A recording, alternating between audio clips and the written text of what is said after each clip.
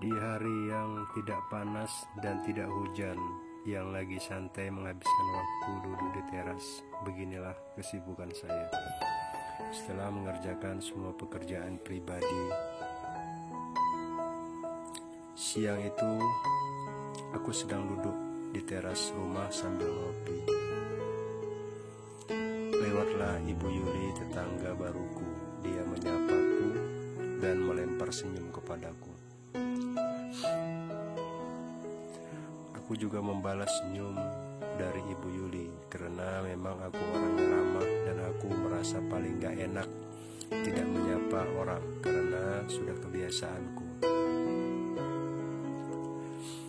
Dan senyum itu selalu menghiasi setiap hari dalam sapaan kami. Karena memang tampaknya Ibu Yuli orangnya juga ramah dan supel, sehingga tidak jarang dia tidak menyungkan untuk meminta bantuan dari aku. Aku pun selalu ringan tangan untuk selalu membantunya karena kasihan melihatnya orang yang hidup single. Sebulan sekali anaknya yang sedang kuliah pulang ke rumah. Meskipun hidup sendiri, Bu Yuli mementingkan pendidikan. Untuk anak tercintanya, dia selalu mengutamakan pendidikan untuk anaknya. Keseharian Bu Yuli adalah berjualan di pasar yang dekat dari tempat tinggal kami.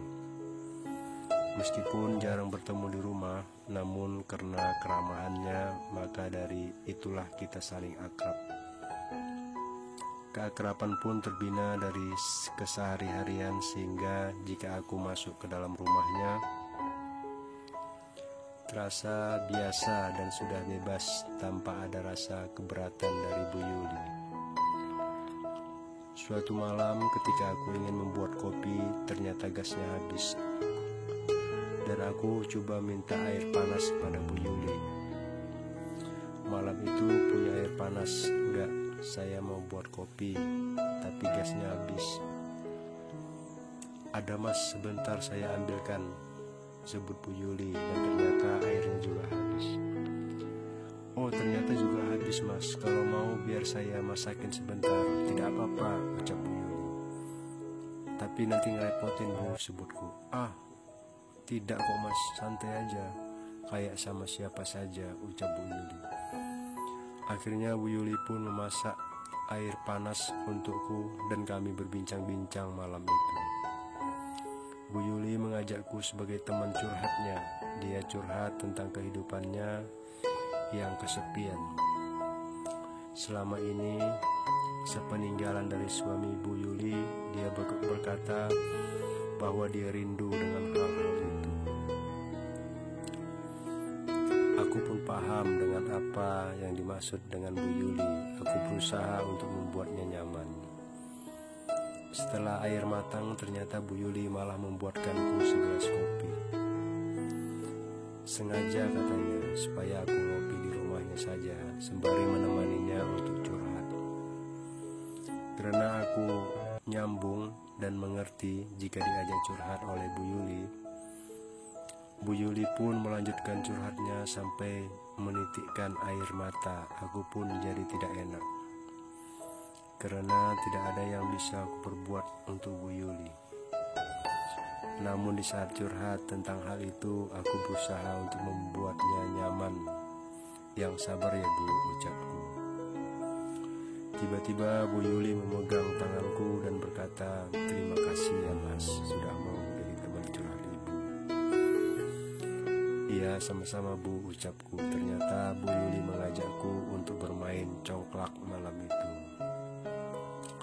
Awalnya aku tidak mau karena malu, karena aku belum pernah bermain dengan Bu Yuli.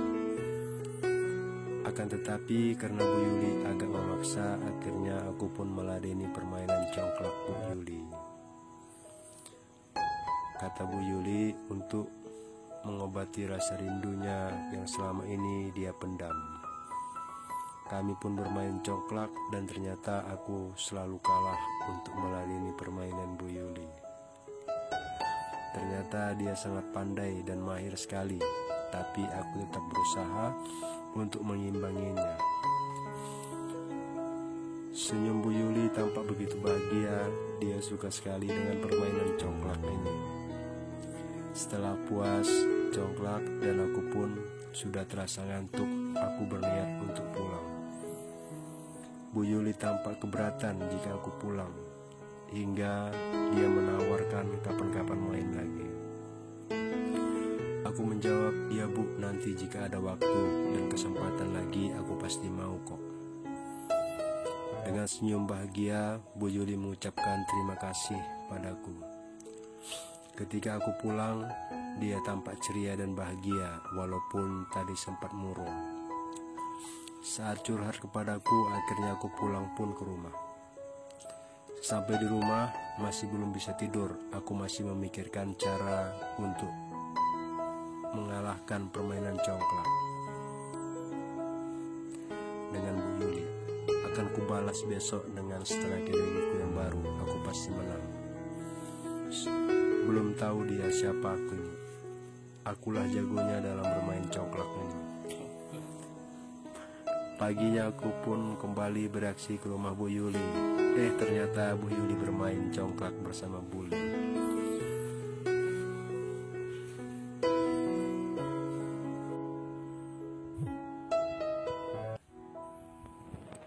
Di hari yang tidak panas dan tidak hujan, yang lagi santai menghabiskan waktu duduk di teras, beginilah kesibukan saya. Setelah mengerjakan semua pekerjaan pribadi, siang itu aku sedang duduk di teras rumah sambil ngopi. Lewatlah Ibu Yuli, tetangga baruku. Dia menyapaku dan melempar senyum kepadaku.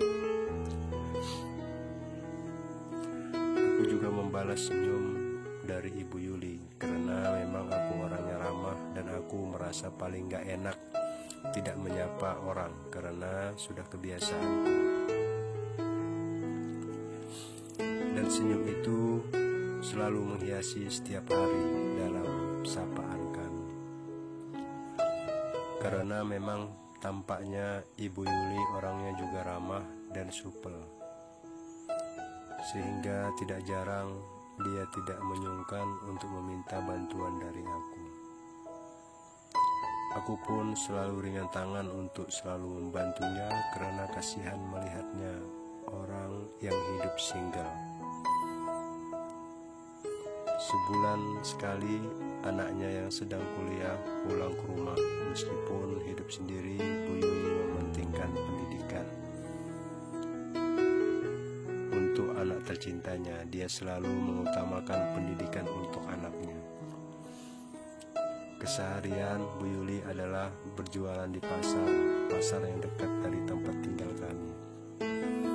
Meskipun jarang bertemu di rumah, namun karena keramahannya, maka dari itulah kita saling akrab.